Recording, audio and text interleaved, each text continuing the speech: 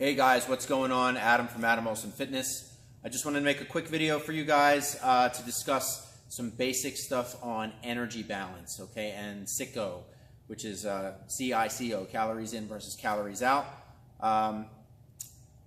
There was some commentary going on Facebook the other day on the I think I Hate Adam page or something, and it was about keto and intermittent fasting. And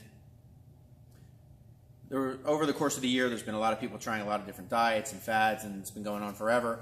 But I've heard a lot of people trying stuff in the gym here for, over the past year, and I kind of just wanted to address some basic fundamentals of energy balance and how that works and why it doesn't matter what diet scheme or plan or methodology you're on.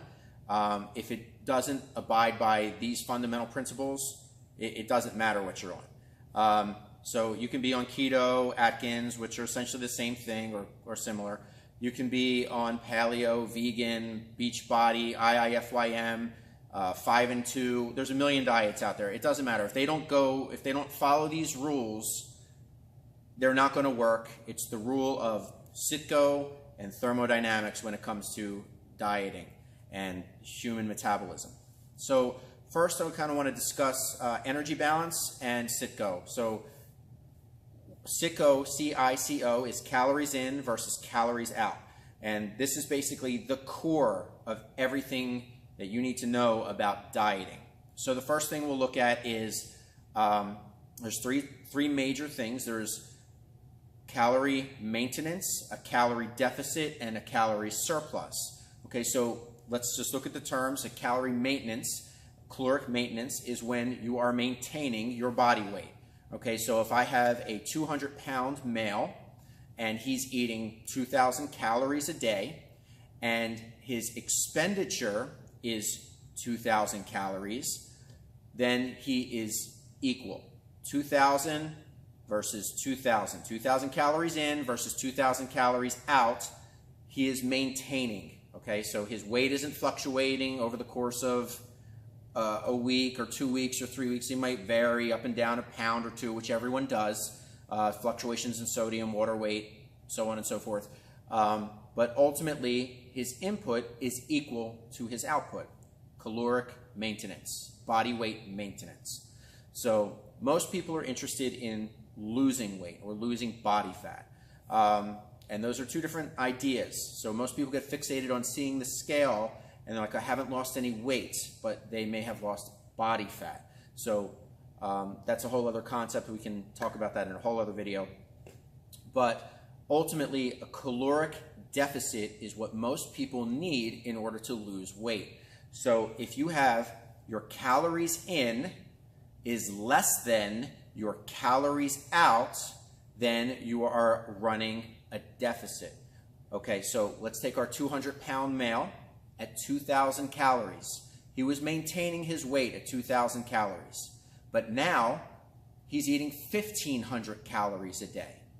When normally 2,000 was his input and 2,000 was his output, if his output stays at 2,000, but his input is now less, he's going to be burning more calories than he's taking in. Now, if you look over that over the course of a week, 2,000 times 7, there's 7 days in a week, is 14,000 calories.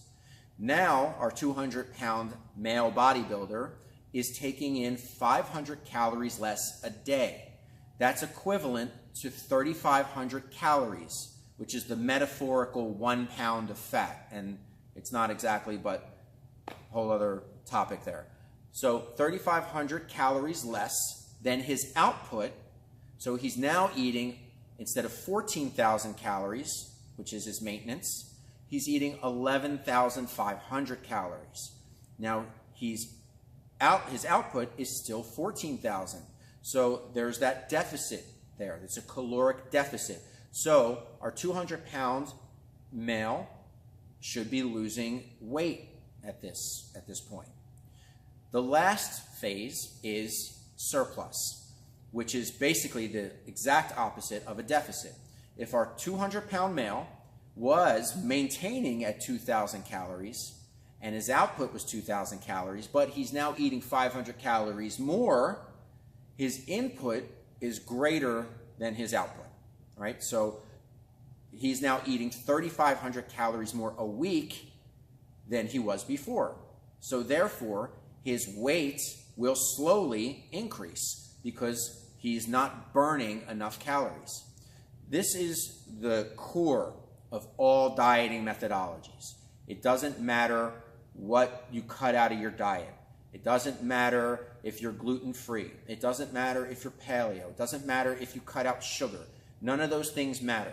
They only matter to you as an individual if, for example, most people like to demonize sugar. They say, oh, just cut out sugar, it's horrible, causes inflammation, X, Y, and Z. Well, everything, oh, I don't want to say everything, but lots of things. Working out causes inflammation. So carbohydrates by nature cause inflammation. So I don't want to say like your sugar's bad, because it's not bad.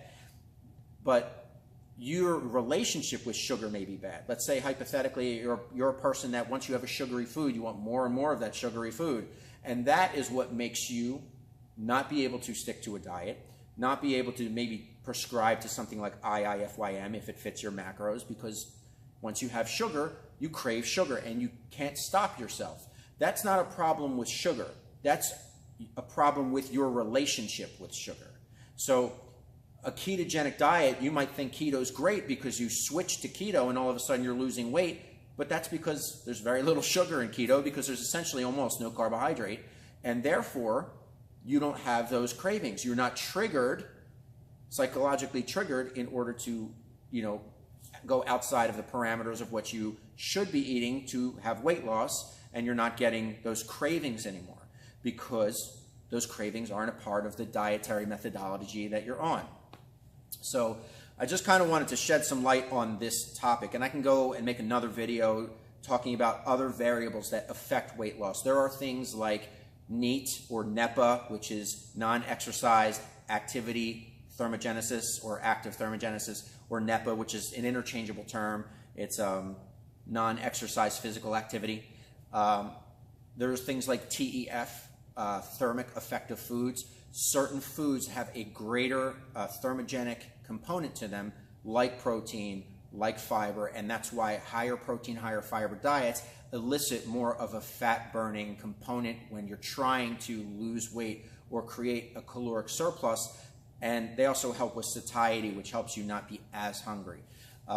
So those are things that are other factors. Plus, you need to know your basal metabolic rate. That's also another factor. And obviously, what your output is like, what your job is like, if you're sedentary, if you have a very active job. And you may have, a high or low caloric set point for your particular age, height, sex, weight, etc., etc., etc.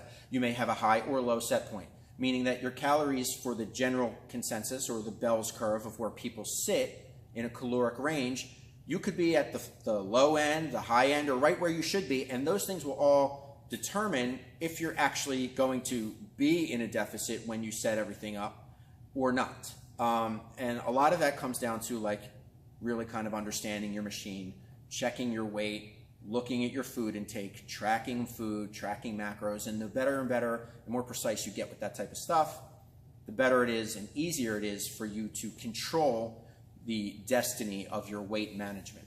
So I hope this video was helpful.